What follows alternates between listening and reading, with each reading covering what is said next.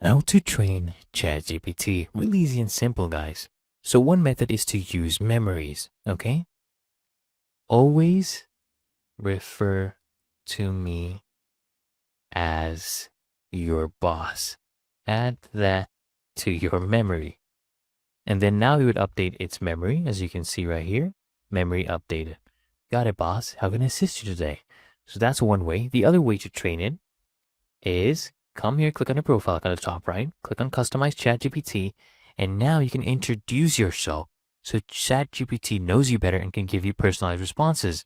So right here, how should ChatGPT call me? You can call me boss. What do I do?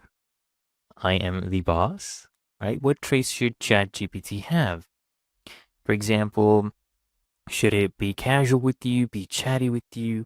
I want you to be a little bit chatty, a little bit encouraging. That is good. Straight shooting, unlike that, be straight with me. And anything else ChatGPT should know about you.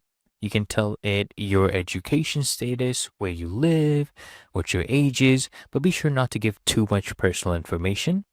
And then if you want ChatGPT to have certain capabilities, for example, web search, and on certain questions, it will automatically go ahead and search the web or use it generate images with DALL-E code or collaborate with ChatGPT on text and code. So if you're happy with all that, you can click on save. And that is how, guys, you can go ahead and train ChatGPT.